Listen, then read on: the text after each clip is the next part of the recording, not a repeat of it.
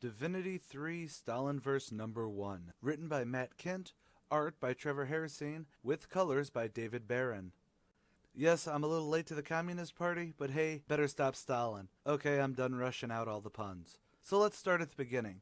Lenin was dead to begin with. Actually, he was killed off in 1922, which altered the whole of history. Luckily, they do give us a timeline, but we start in the now of that universe, 2016. Protests have become much more than mere riots, but full-scale guerrilla tactics. But when you send Commander Bloodshot, who has a killer beard in this by the way, the combatants are put down with relative ease. And the handler for all the new super commies? Colin King, of course, the main universe's posh ninja, Ninjak. We see how other main Valiant characters are utilized by the state, with Sting using his PSYOP powers for loyalty tests, Exo-Man of War being the heavy hitter to deal with external threats to the motherland. Each time, no matter their emotional state, they are loyal to Mother Russia. But Colin King is not merely just their handler, as he harbors a dark secret that will rock the whole system. However, I don't want to spoil this if you haven't read it yet, but it is going to be the driving narrative through this event. Months ago, I covered the Valiant event 4001 AD, and I was floored by how brilliant it was. While it was Rey-centric, everything worked out to show the potential future of the world and all the characters involved. So coming into this, I was highly interested. I love alternate takes on characters and redesigns and everything, and I always love the what if communism didn't totally collapse in on itself, like with Superman Red Sun, or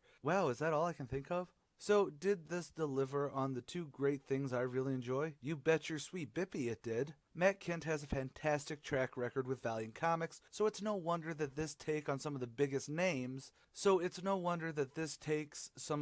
characters from Valiant and shows us their alternate form without ever making them act out of character. It's actually a rare feat that in Elseworlds or What Ifs, the characters stay intact to their very root of who they are, when the very root of who they are is changed. But that's what makes this so awesome. Sting is still emotionally unstable with his actions, but does stay loyal to the state. Bloodshot is a soldier through and through, seeing the protesters trying to blow him away with assault rifles as combatants and mows them down. But that's where the great twist of Colin King really comes in, to not just make this issue a look at the well-built world, but it'll be what drives the plot. I think that's the best way to describe this first issue. It sets up the who's, where's, and the why's really well so the plot can move forward without so many snags. It's just great. As for the art, Trevor Harrison keeps the artwork gritty to never shy away from the impacts of each sublime beat. There's only so many ways I can say this, but the harsher line work and the similar colors from David Barron sets up the atmosphere of this comic more than the timeline itself and more than the actual actions of these characters. Or rather, were the art something crisp and digital that has become mainstream standard, you wouldn't get that this world is as bleak as it's meant to be. Though the cover isn't a reflection of that art, I can just get behind how cool it looks. So my verdict should be obvious. Not only is this issue totally worth the buy, but this is right up there to collect it. Usually that means you should just buy the trade when it comes out and keep the single issues in hard plastic in a vault in your basement. Now since this is an event, that means go out and check the tie-ins. I'm going through them now, and they make this whole thing just top tier. What I would suggest is get the single issues to collect and go digital to read it. It's how I read nowadays when I can afford to get physical copies. At least go digital if you just want to read this.